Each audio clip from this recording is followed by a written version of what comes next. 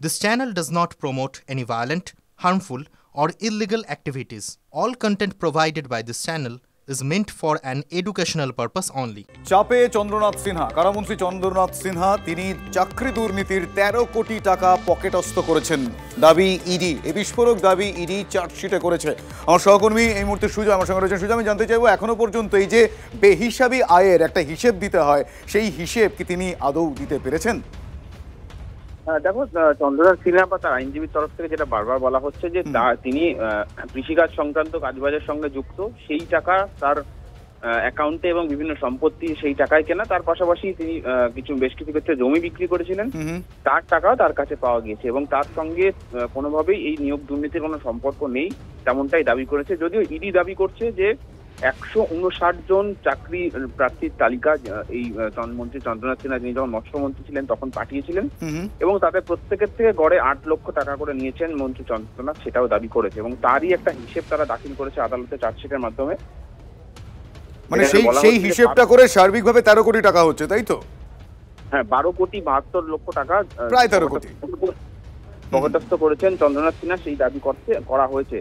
এবং এই মামলাতেই তোমায় জানিয়ে রাখি এই মুহূর্তে অন্তর্বর্তী জামিনে রয়েছেন মন্ত্রী চন্দ্রনাথ সিনহা। আজকে আদালতে তিনি হাজির হয়েছিলেন।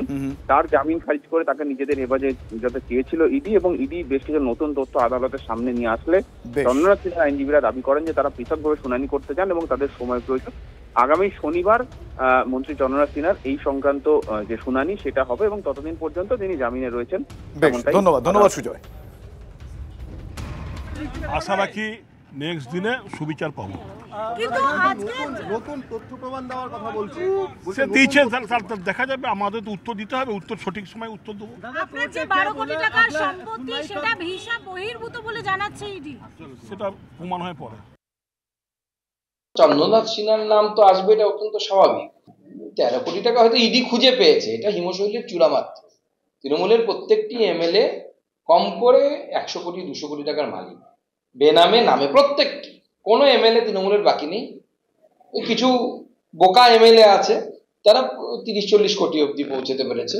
আর যারা চালাক চতুর, একটু বুদ্ধি আছে, তারা মোটামুটি 100-200 কোটির উপরেই কামিয়েছে সবাই।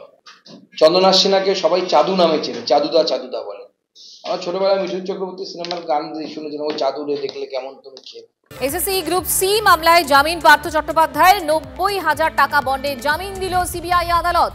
যদিও এখনই জেল মুক্তি হচ্ছে না প্রাক্তন শিক্ষামন্ত্রীর। এই মুহূর্তে ঠিক কোন জায়গায় দাঁড়িয়ে রইল গোটা পরিস্থিতিটা জানবো। শ্রাবন্তী শাহ আমাদের সঙ্গে রয়েছেন। শ্রাবন্তী,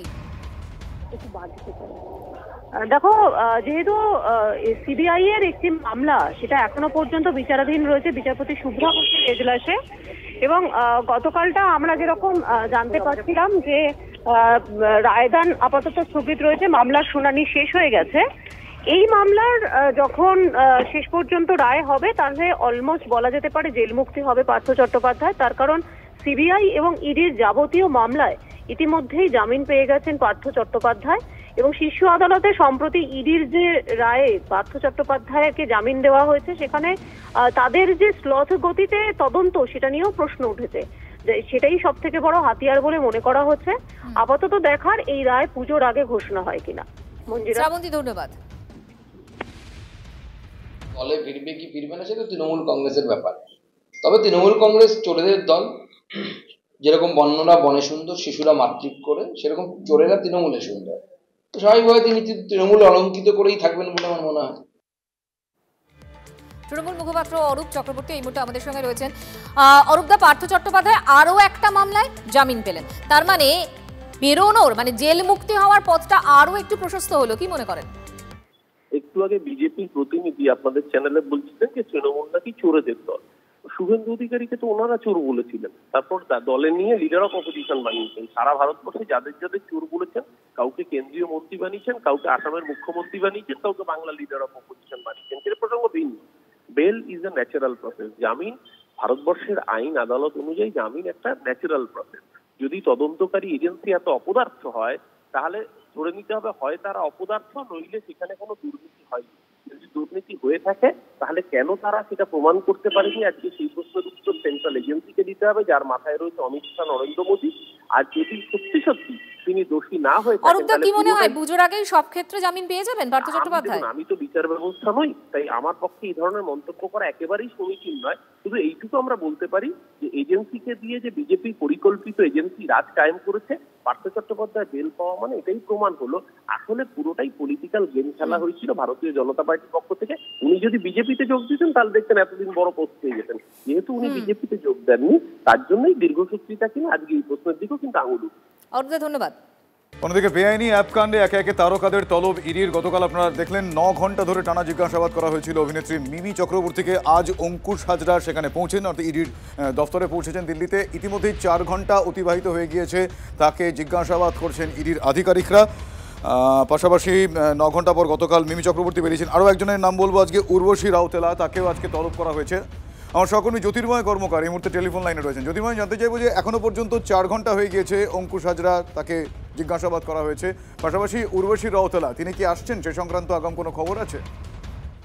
এখনো পর্যন্ত তার আসার কোনো খবর নেই, এবং যে বিষয়টি গুরুত্বপূর্ণ বিষয় তা হচ্ছে যে 4 ঘন্টার এই জেরায় যে খবর আমরা পাচ্ছি যে মূলত এই 1x বেটিং অ্যাপের কোন কোন আধিকারিক অঙ্কুশের সঙ্গে যোগাযোগ করেছিল, তাদের মধ্যে কি কন্ট্রাক্ট হয়েছিল, কত টাকা তিনি এই বিজ্ঞাপনের জন্য নিয়েছেন, এবং তার পাশাপাশি তিনি এই বিজ্ঞাপনের থেকে যে টাকা নিয়েছেন সেই সংক্রান্ত ট্যাক্স ফাইল করা হয়েছে কিনা, অর্থাৎ তার ট্যাক্স সংক্রান্ত কাগজপত্র আনতে বলা হয়েছে, কোন অ্যাকাউন্টে তিনি টাকা নিয়েছেন, এই প্রত্যেকটা খুঁটিনাটি বিষয়ে অঙ্কুশকে জিজ্ঞেস করা হচ্ছে বলে সূত্র মারফত আমরা খবর পাচ্ছি। গতকাল মিমি চক্রবর্তী প্রায় 9.5 ঘন্টা তিনি ইডি সদর দপ্তরে ছিলেন, এবং এই একই প্রশ্নের মুখোমুখি তাকেও হতে হয়েছিল। এর আগে আমরা দেখেছি ক্রিকেটার শিখর ধাওয়ান এবং সুরেশ রায়না, তাদের দুজনকে ডাকা হয়েছে। এর পাশাপাশি যে সমস্ত সোশ্যাল মিডিয়ার অ্যাপগুলি রয়েছে, যেমন গুগল, যেমন হোয়াটসঅ্যাপ এবং বিশেষত ফেসবুক এবং ইনস্টাগ্রাম, এই জায়গাতে এই অ্যাপের মিমি চক্রবর্তী এবং অঙ্কুশের অ্যাড বারবার করে দেখা গিয়ে স্বাভাবিকভাবেই সেই অ্যাপ প্ল্যাটফর্মগুলি থেকে তারা কোনো টাকা পেয়েছেন কিনা সেই বিষয়গুলি প্রশ্নে জানতে চাওয়া হচ্ছে অঙ্কুশের কাছে। বেশ, ধন্যবাদ জ্যোতির্ময়। Disclose all these things. These are routine investigations which are being conducted by ED. So these are general questions about their work. That's it. Nothing great. So any documents they have asked for, Enforcement Directorate have asked for any documents? No. Just normal documents. Nothing great. Bank documents, income tax returns? Yeah, these are the basic documents that everybody is supposed to carry. So they are carrying the same and thing. And about the contract? Sir, are they accused? So whatever they contract they have, they are ready to give. That's not a problem. They are asking everybody, even the sports person, all these Bollywood guys, they are asking everybody.